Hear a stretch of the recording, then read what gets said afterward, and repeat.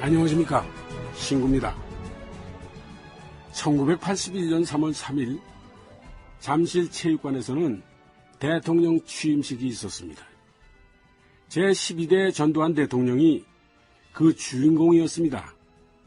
어떤 대통령이든 취임식에서는 큰 약속들을 하죠.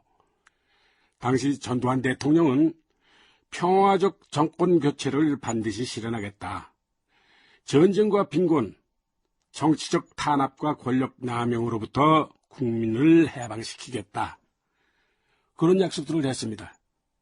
그러나 그 즈음에는 벌써부터 정권 한쪽부터 썩어 들어가고 있었습니다.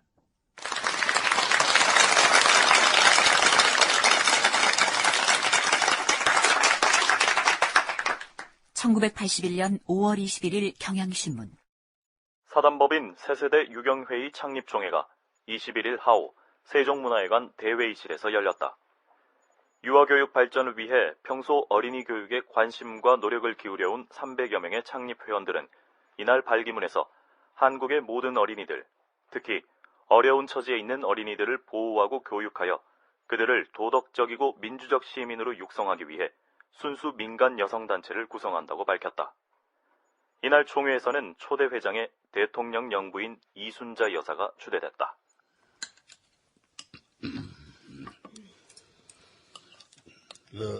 어제 행사는 잘 끝났어?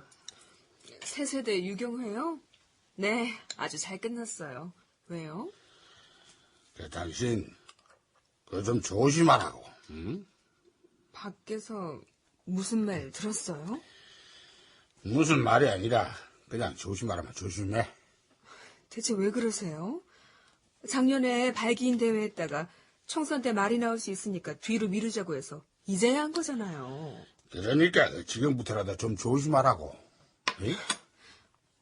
뭐가 문제예요? 회원들 명단에 들어있는 사람들 대부분이 대기업 총수의 부인들이라면서. 당연하죠. 그런 일을 돈 없는 시장 아줌마들하고 할 순 없잖아요. 돈 있는 사람들이 모여야 모금이 되고 운영을 하죠. 여보. 왜? 또 허화평, 허삼수예요? 무슨 소리야? 내가 궁금해서 물어본 건데. 맞죠? 그 사람들이죠? 아니 도대체 그 사람들은 언제까지 우리가 하는 일에 간섭할 거래요? 이제 제발 신경 좀 그만 쓸 때도 되지 않았어요? 먼저 집무실로 가봐야 되겠어. 어머머. 당신은 전두환 대통령의 동생 전경환, 손아랫동서 김상구, 처남 이창석 등이 이미 세상의 의심을 받기 시작할 무렵이었다. 이른바 5공화국 개혁파에 속하는 허화평, 허삼수 같은 이들은 당연히 불만이 생길 수밖에 없었다. 목숨 걸고 세운 정권이 대통령 인척 관리 때문에 실패로 돌아가는 것 아니냐는 우려였다. 바로 그런 분위기에서 장영자가 서서히 모습을 드러내고 난 첫 번째 남편 김수철, 본명은 최우석으로 작은 중소기업을 운영하고 있었다. 사업은? 그냥 사업은 지지부진해. 여전히 그래? 알잖아, 요즘 불경기인 거. 경기 좋을 때 있었어, 언제? 경기 안 좋을 때라도 능력 있는 사람들은 다 살아남고 돈 벌더라. 그 사람들이야. 비빌 언덕이라도 있으니까.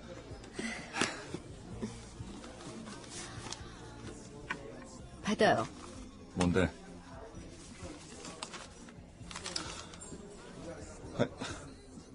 이렇게 큰 돈을. 정 어려울 때 말해. 너절하게 좀 살지 말고. 건넨 돈은 1억 원이었다. 장영자는 그런 여자였다. 넉넉지 않은 전 남편에게 좀 더 여유 있는 전처가 경제적인 도움을 준다는 걸 이상하게 볼 일은 아니다. 그러나 장영자가 건넨 돈은 전적으로 선의는 아니었다. 당신도 비빌 언덕이 있으면 좋겠다고 했지? 당연하지. 내가 그게 없어서 이 꼴이잖아. 그럼 내가 언덕이 좀 돼줄까? 당신이? 물론 당신이 하기 나름이야. 당신이 하기에 따라서는 내가 언덕이 될 수도 수렁이 될 수도 있겠지. 말 돌리지 말고 무슨 일인데? 당신 사업하면서 알게 된 기업인들 많지? 그야 뭐 나도 어영부영 10몇 년 됐으니까. 근데 왜? 소개 좀 시켜줘. 그렇게 툭툭 던지지 말고 자세히 좀 말해봐. 그래야 나도 뛰어보든지 달려보든지 할 거 아니야. 투자 좀 하려고. 돈이 필요한 기업 좀 알아봐줘. 돈? 사채하려고? 뭐 사채하고 상관없는 건 아니지만 그렇다고 단순히 사채 장사가 아니야. 할 수 있어? 알아봐 줄게. 그래, 고마워. 이왕이면 우리나라 10대 기업 안에서 알아봐줘. 자, 어디 다른 데 가서 한잔 할까?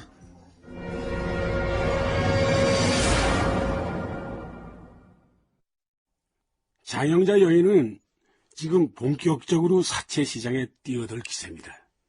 그런데 사실은 장여인이 그렇게 사채 시장에서 몸을 키우고 큰 손으로 자라기까지에는 항상 자금이 부족했던 우리나라의 경제 상황 탓도 있었습니다. 어느 기업이나 자금이 부족했던 시기였죠.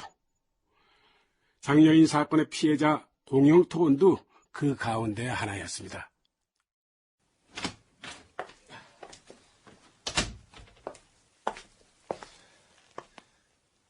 회장님, 아침부터 전화가 끊이지 않고 있습니다. 그 전화 좀 뽑아놔. 전화 안 받는다고 해결될 일이 아닙니다. 파격적인 수습이 필요합니다. 회장님, 지금 자금 상황이 어때? 조금만 더 이 상태가 지속된다면 넘어갑니다. 그 정도야? 예, 얼마나 견딜 수 있어? 일주일이요. 일주일. 우리만 어려운 거 아니잖아. 좀 더 견뎌보자고. 길어야 한 달입니다. 그 안에 무슨 방법이라도 있겠지? 그 안에 공중분해될 수도 있습니다. 박상무, 기업은 그렇게 쉽게 넘어가는 거 아니야. 회장님, 현실을 냉정하게 보셔야 합니다. 글쎄, 알았다고! 공영토건은 1970년대 말 사우디아라비아와 이라크 등 중동 해외 건설로 급성장했다. 1981년 당시만 해도 도급 순위 18위였고 서울 지하철 공사까지 따내면서 승승장구했다. 그러나 1981년 초 쿠웨이트 건설 시장이 위축됐다. 중동 건설이 좋다니까 너도 나도 뛰어들었고 덤핑 수주가 늘었다. 당연히 이익은 감소하면서 자금 융통이 어렵게 된 것이다.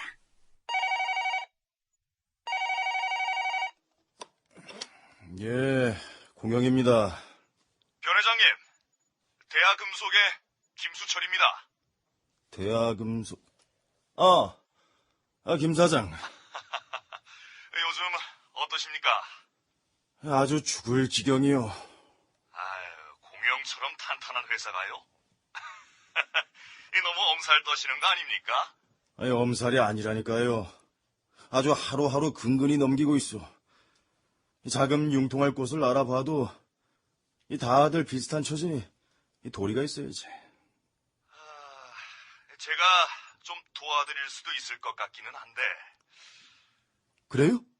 예, 회장님. 그러면 그렇게 좀 해주시오, 김 사장. 이 은혜는 절대 잊지 않을 테니까. 저하고 아주 가까운 사람이 하나 있는데 그 돈을 좀 융통할 수 있을 것 같습니다. 명동 사채요? 결국은 사채지만 그 명동 사채는 아닙니다. 명동 놈들이야 날강도들 아닙니까?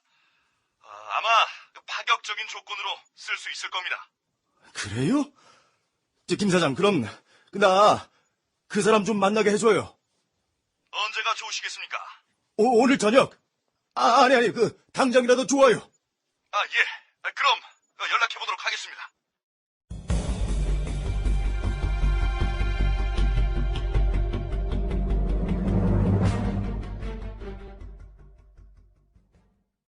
이렇게 만나 뵙게 돼서 반갑습니다. 김 사장한테서 말씀 많이 들었습니다. 요즘 어려우시다고요? 다들 어렵다고 하지만 저희는 유독 중동에 투자한 게 많아서요. 아무래도 제가 경영자로서 문제가 있다고 봐야겠죠. 무슨 말씀이세요? 이건 변 회장님 책임이 아닙니다. 정부 책임이죠. 예? 중화학만 밀고 있잖아요. 다른 산업은 거들떠도 안 봐요. 그러면서 정부가 시중은행의 자금 50% 이상을 가지고 있습니다. 그러니 은행 경영을 그야말로 정부 마음대로 할 수 있고 정부에 잘 보이는 사람한테만 돈을 주니까 공영 같은 기업이 힘든 거죠. 장 여사, 정확하게 꿰뚫고 계시는군요. 정말 대단하십니다. 새삼스럽게 무슨 말씀이세요? 아는 사람은 다 아는 사실인데. 돈을 좀 빌려주실 수 있겠습니까? 얼마나 필요하신가요? 저는 한 500억 정도는 굴릴 수 있습니다만. 그렇게나 많이. 그럼 금리는? 10%대로 해드리죠. 2년 거치 3년 상환이고요. 예? 10%대라고요? 돈은 원하시는 대로 빌려드리겠습니다. 시중에서는 최소한 20%에서 50%인데 김수철 사장 말대로 정말 파격적이군요. 근데 담보가... 필요 없습니다. 대신 어음을 끊어주세요. 빌려가시는 돈의 2배만큼요. 가능할까요? 당연히 가능합니다. 그렇게 해드리겠습니다. 또 하나, 공영토건의 주식 정보를 주십시오. 그거는 내부자 거래이기 때문에 위법입니다. 알겠습니다. 실례했습니다. 장 여사, 그게 아니고, 이렇게 일어나시면 어떡합니까? 저희 남편이 전직 중앙정보부 차장이고, 전두환 대통령 장인이 이규동 장군이시고, 그 동생인 이규광 광업진흥공사 사장이 저희 형부 됐어요. 사람을 똑바로 보셔야죠? 그러세요? 자, 그렇게 해서 장영자의 계획에 한 기업이 걸려듭니다.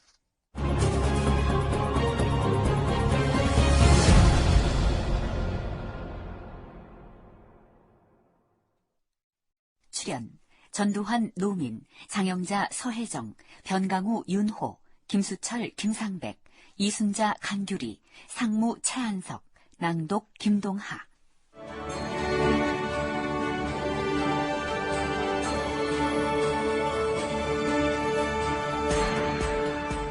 대한민국 경제실록